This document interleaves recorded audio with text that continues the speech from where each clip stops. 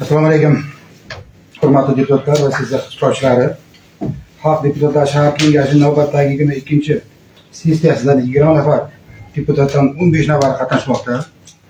5 nafar deputat turli uzrli sabablarga ko'ra ishtirok etmayapti. Sessiyada shahar kengashi deputatlari, tegishli tashkilot, korxona va muassasa rahbarlari, nodavlat notijorat tashkilotlari, siyosiy partiyalar hamda ommaviy axborot vositalari vakillari qatnashmoqda. Sessiyani ochish to'g'risida kimda qanday taklif bor? Sessiyani ochish degan taklif tushmoqda. Shu taklif qo'shilgan deputatlar qo'l ko'tarib tasdiqlab berishlarini so'rayman. Qarshilar, betaraflar, qabul qilindi. Rahmat. Xalq deputatlari shahar kengashi navbatdagi 22-sessiyasi ochiq e'lon qilaman. Hurmatli deputatlar, mahalliy davlat hokimiyati to'g'risidagi O'zbekiston Respublikasi qonunining 17-moddasiga binoan sessiya kotibini saylashimiz kerak. Sessiya kotibligiga 12 Yangi hayot saylov okrugidan shahar kengashi deputati Tog'boyeva Maftuna Egamberdiyevnani saylash to'g'risida taklif bor. Boshqa takliflar bormi? Yo'q. Bo'lmasa sessiya kotibi deputat Tog'boyeva Maftuna Egamberdiyevnani saylansin degan deputatlar qo'l ko'tarib tasdiq berishlarini so'rayman. Qarshilar, betaraflar, qabul qilindi. Rahmat. Hurmatli deputatlar, endi sessiya kun tartibi va reglamentini tasdiqlab olishimiz kerak. Sessiya kun tartibi va reglamenti loyihasi Telegram kanali orqali elektron tarzda taqdim etilgan. Kun tartibiga boshqa o'zgartirish qo'shimchalar bormi? Bo'lmasa ovozga qo'yaman. Qarshilar, betaraflar, qabul qilindi. Rahmat. Hurmatli deputatlar, sessiya kun tartibidagi birinchi masala shahar hokimining 2023-yildagi faoliyati hamda 2026-yilda amalga oshiriladigan eng muhim ustuvor vazifalar to'g'risida shahar hokimi Rahmon Nazarboyevning hisobotini eshitamiz. Marhamat. Bitta kun tartib. Keyin kun tartibidagi ikkinchi masalamiz Zarafshon shahar Navro'z mahallasi Yangi O'zbekiston qiyofasidagi mahalladagi aylantirish to'g'risida shahar hokimi Rahmon Nazarboyevning ikkinchi hisoboti ham bor. Birga o'tkazamiz. Marhamat.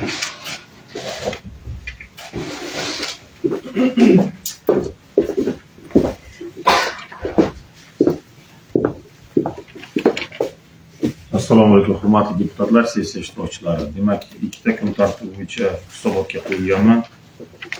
Birinchi kun tartibi demak Zarafshon shahrida ijtimoiy-iqtisodiy rivojlantirish bo'yicha 2025-yil davomida amalga oshirilgan ishlar nuqtai nazaridan. Demak, 25-yilda amalga oshirilgan ishlarimiz yakuni sarhisobini qilib o'tamiz. Demak, yanvar-dekabr oylarida sanoat mahsulot ishlab chiqarish hajmi 1 trillion 67 milliard so'm tashkil etdi. O'sish sur'ati 110% ga erishildi. Qishloq xo'jaligi mahsulotlari ishlab chiqarish hajmi 96,8 milliard, o'sish sur'ati 100,1%. Qurilishlar hajmi 1 trillion 185 milliard so'mni tashkil etib, o'sish sur'ati 101,5%. Xizmatlar hajmi 2 trillion 114 milliard 8 milliard so'm tashkil etib, o'sish sur'ati 113,9% tashkil etdi. Shakarlar savdo aylanmasi 1 trillion 717 milliard so'm tashkil etdi, o'sish sur'ati 109,7% tashkil etdi.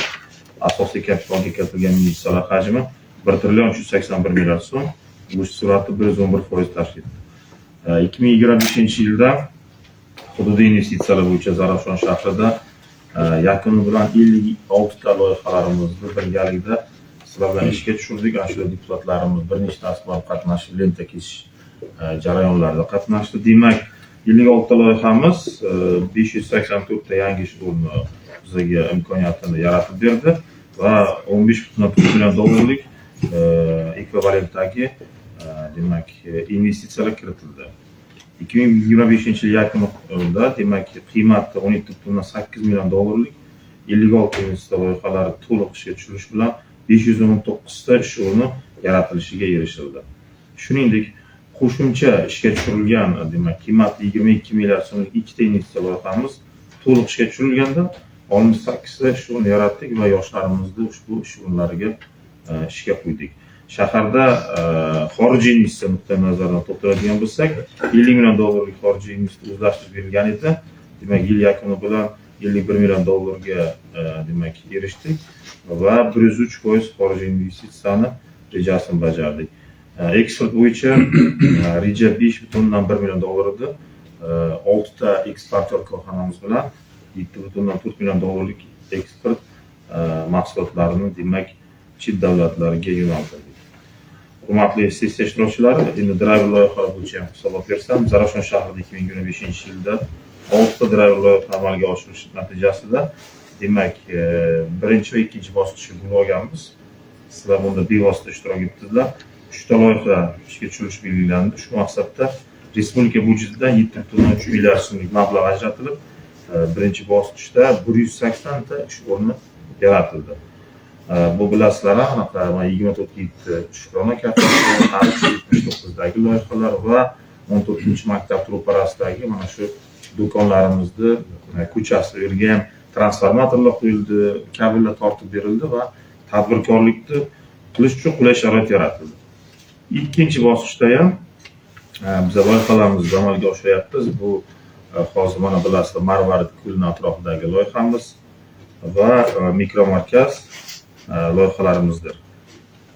Endi bandlik yo'nalishiga o'tadigan bo'lsam, 2025-yil holatiga 1964 nafar, ya'ni 4,2% ishsiz aholimiz mavjud bo'lgan bo'lsa, 2026-yil 1-yanvariga demak bu ko'rsatkich 3,7% ga tushirildi va hozirgi kunda xatlovni birlamchi xatlov natijasiga ko'ra shahrimizda 1708 nafar ishsizimiz tashkil etyapti.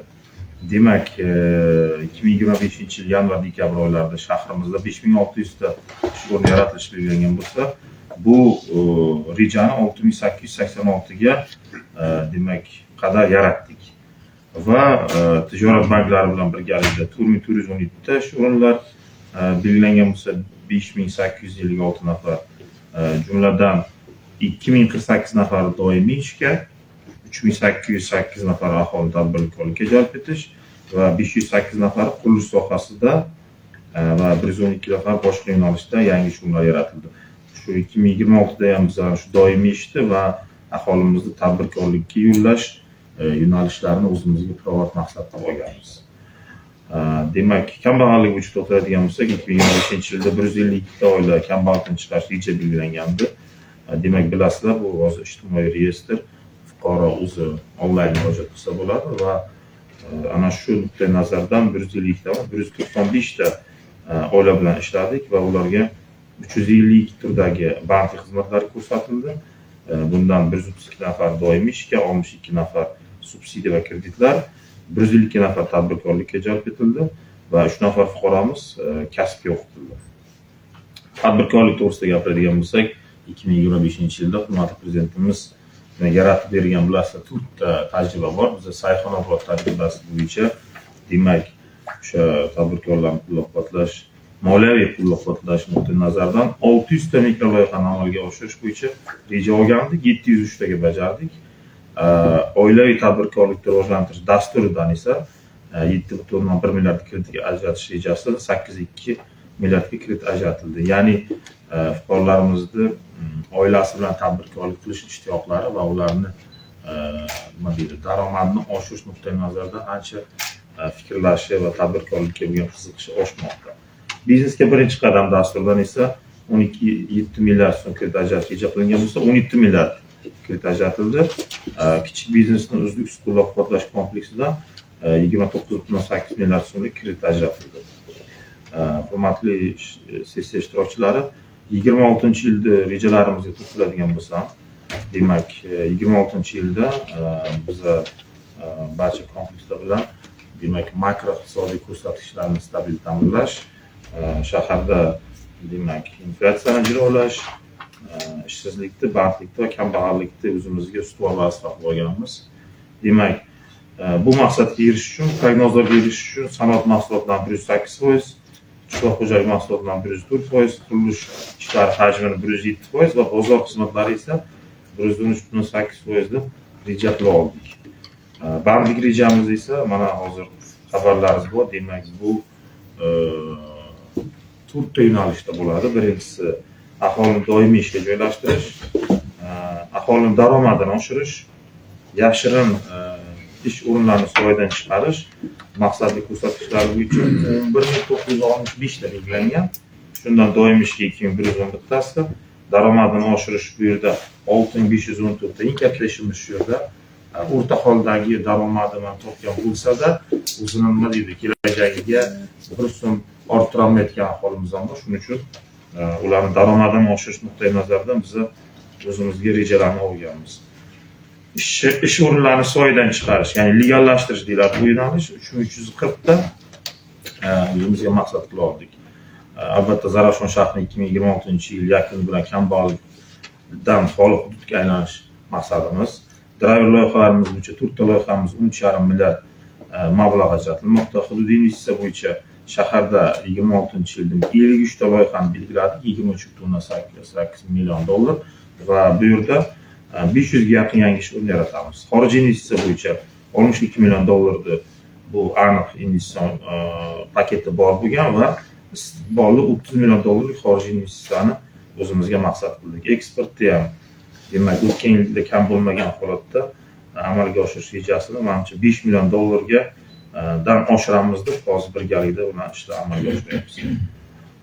Hurmatli yig'ilish ishtirokchilari, xabarlaringiz bor. Hurmatli prezidentimiz 10 fevral kuni Navoiy viloyat taqdimoti bilan tanishdilar. Navoiy viloyat taqdimotida viloyatimizda ijtimoiy-iqtisodiy ish bo'yicha alohida qaror qilib berdilar. Yangi qaror, yangi vazifa, yangi maqsad sari.